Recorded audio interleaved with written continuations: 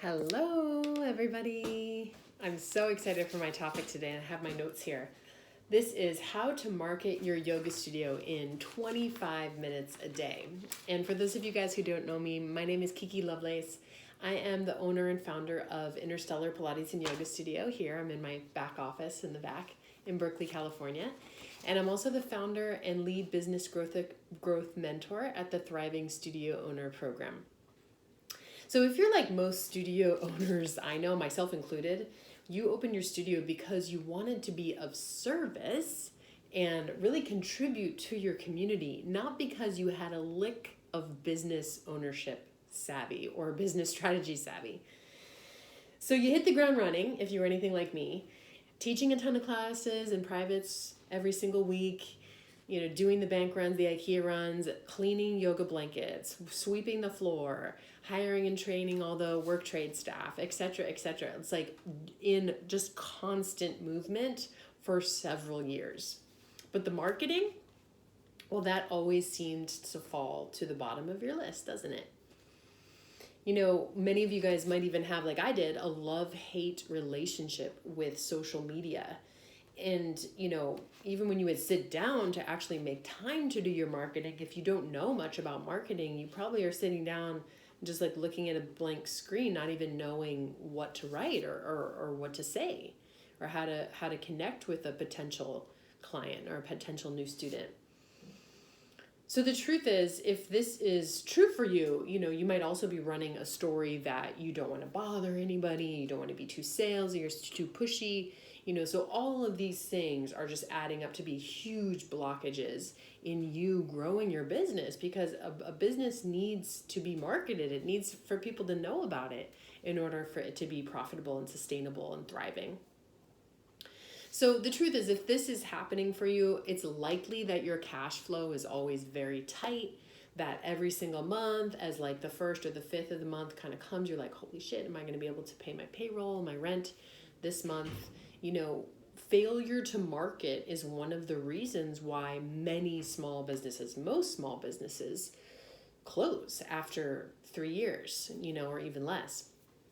And I do want to give you guys a little statistic that I read earlier this year, that according to the Yogi Times, only 4 out of every 100 yoga studios will make it to their 10th birthday. So that means 96 of you who are watching this are going to go out of business. Now, I would really love to help you not do that. And one of the things that you're going to need to learn how to master is your organic marketing strategy, your unpaid, not paid digital ads or print ads or whatever your other paid strategies are, but your organic marketing strategy. So, if you are ready to do something drastic, because that's the thing, if you just keep it as it is, your business is going to stay as it is or just get worse. So if you're ready now to do something drastic, to actually change your patterning and even change your relationship to your marketing tasks so that you can be one of these 4 studios that makes it to their 10th birthday, I want to share with you guys the 4 steps that you need to do and master to market your yoga studio in just 25 minutes a day. Because honestly, as a small business owner, who has time to do it for like all day long? Like no one has time for that. So step 1 is know your target market. So in order to be able to market your studio effectively, you need to know very intimately your people, like the people that you are here on this planet at this time, in your town, in your city, to be of service to. And so this is about knowing who you serve, knowing the problem that you solve for them, that they actually identify as a problem. Like not the thing that you think is a problem, but they don't know about it yet. Like the one that they actually are self-identifying, like, oh, like I'm really stressed. I don't know how to handle my stress. Maybe I should start to go do yoga. Maybe that's the problem for some of you guys. So who you serve, the problem that you solve, the unique medicine that you carry, like what helps you stand out from the crowd and do things differently. So you need to know your target market. You need to know these people. The more specific of a problem you solve, the more potent your marketing will be.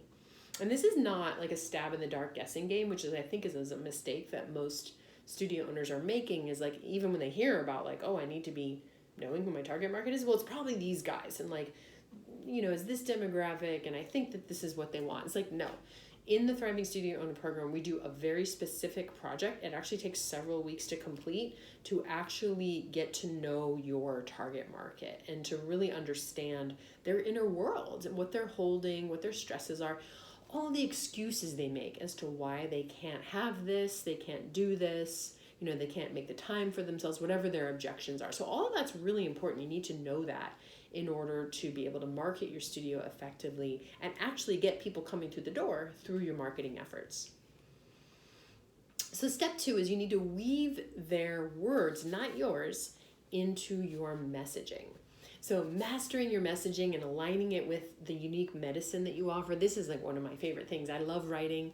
I love messaging. I love thinking about how do you put words, or in a live stream or a video, like how do you describe what you do and really use your words and your messaging and even your pictures and your images to call in your soulmate student. So one of the keys is actually using their words instead of yours.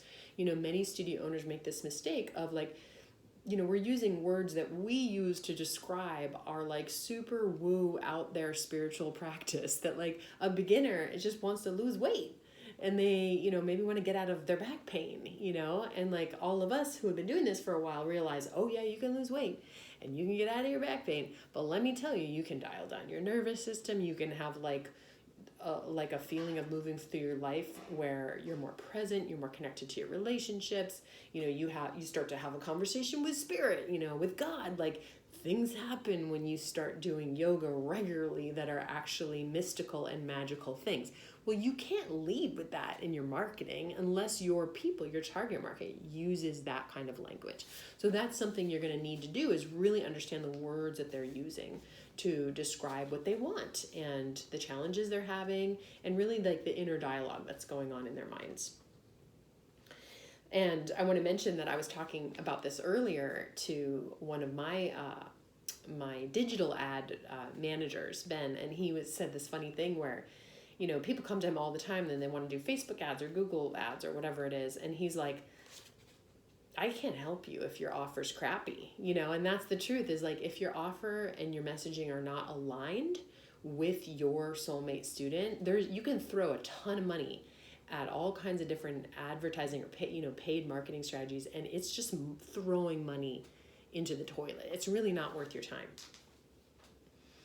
So step 3, you need to clear your blockages and limiting beliefs around marketing and around being successful. So most of us studio owners are throwing up huge walls that repel money away from us. And let me just tell you that more money in your bank account means you are transforming more lives. So when you have all these blockages about money, success, wealth, marketing, because a lot of us have tons of blockages around marketing, being too salesy or too pushy, then you are actually preventing humans in your community from getting the good medicine that you and your teachers on your staff are serving up every day. And that's honestly a travesty, because when people come, when people come to your studio regularly, 3 times a week, their lives change, their relationships change, their relationship to their work changes. There's a ripple effect that's so huge and so profound. For me, my yoga practice helped me originally heal my back pain. Then it helped me heal my eating disorder. Then it helped me find a relationship that was actually worthwhile, and a soulful relationship and friendship with my husband. Then it helped me build 2 amazing businesses and find my mission on this and my life's work as an empath and an edge walker. So let me just tell you, you clearing your blocks around money, success, and having as much impact as possible is clearing the path for so many people in your community to have a life that is worth living. And so if that's not a reason for you to move through your discomfort of clearing out these limiting beliefs and all these blockages and these kind of energy pus pockets that you're holding in your cell tissue, then I don't know what is, But for me personally, it's worth it for me to walk through the fire and feel the truth of the crappy inner dialogue that I have around these kinds of things and clear it so that I can serve my purpose, and I want to invite you to learn how to do that, how to clear your blockages and your limiting beliefs. So Some of those might have to do with, if you have a story that if you make more money or you're more successful, you have to work harder.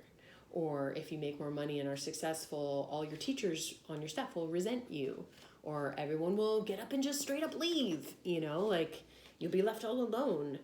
You won't have any time for yourself. You can have a great business, but you don't have any time for yourself. So these are some of the limiting beliefs that need to be cleared in order for you to market your studio and to really open the door for more people to get the medicine that you're offering.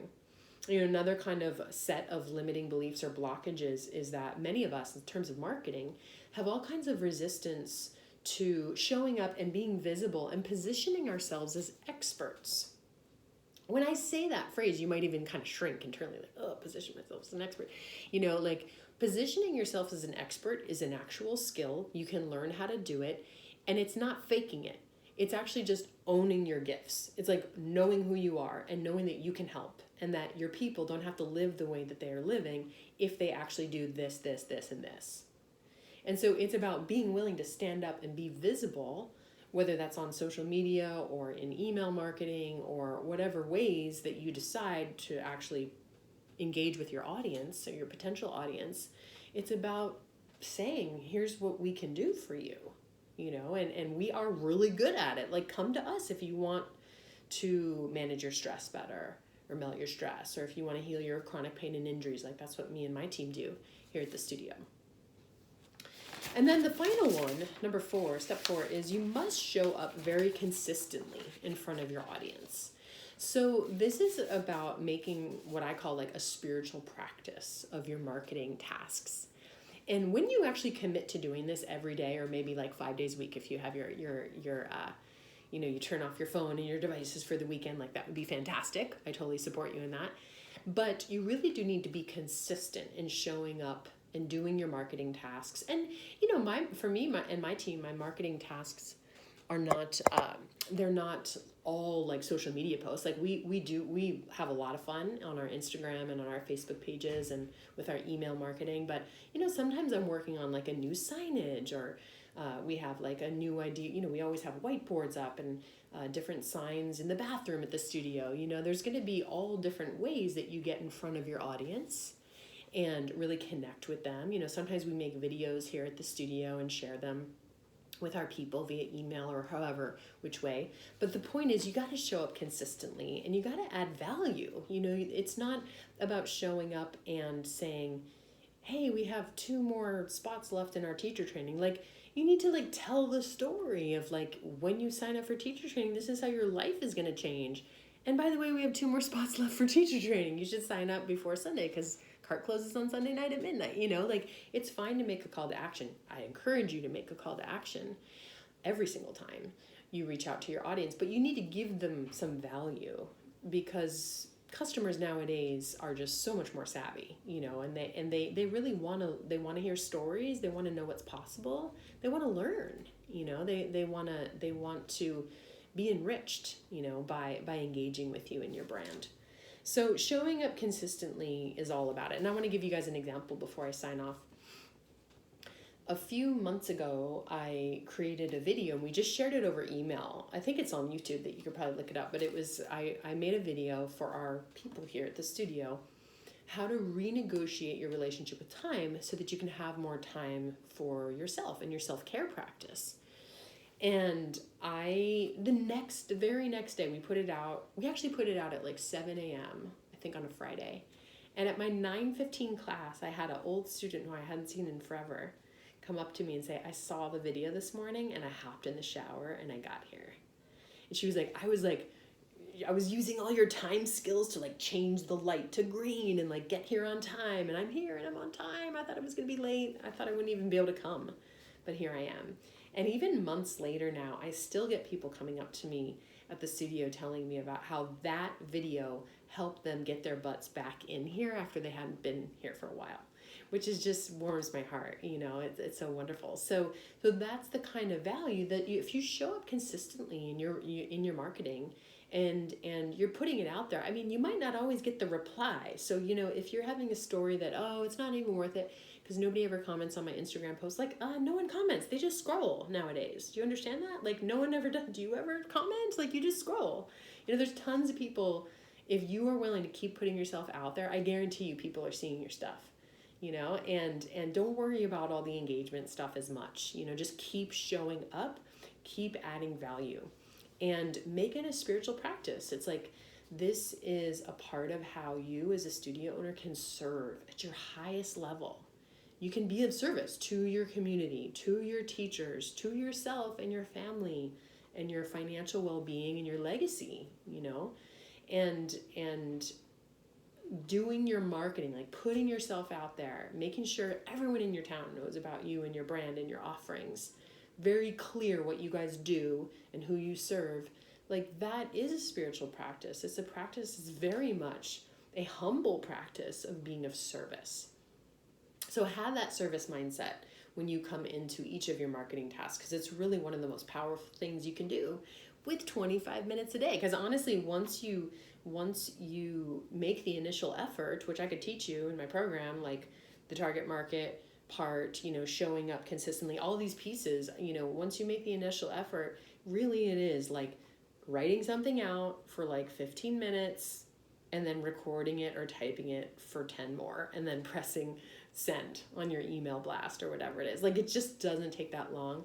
And part of it is that, if you're having that feeling of being stuck where you just sit there and it's like a blank screen, it's just your creativity is not stimulated right now. But if you make a practice of it, it will get so much easier. So, the first time you do it, it might take you an hour, but it's probably a lot of your perfectionist rackets that are up anyway. So just like put those down. People love mistakes, honestly. They want more authenticity. And so that's okay for it to not be perfect. Just put it out there. And as you keep practicing this, doing your regular marketing, showing up in front of your audience, you will become so much more creative. Like, that's how I feel about my marketing, is like, it's a place to put my creativity, my love of writing, creative writing, and my passion.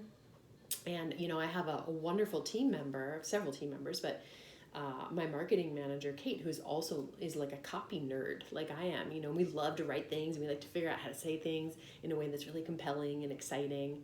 It's fun for us to write, but it's fun for our people to read or to digest as well. And so that's what I wish for you, that your marketing becomes just a very pleasurable experience and not something that you avoid or ignore or resist, because you just don't need to do that anymore, honestly. If you have the right skills, you understand the formula, that I teach my people in how to write compelling messaging, and you really know your people, and you know who you're here to serve.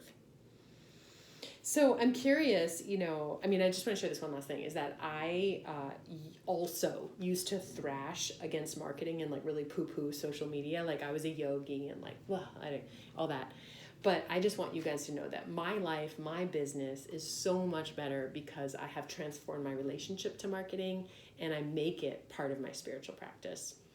So I'm curious, as you listen to this video and this training, what comes up for you?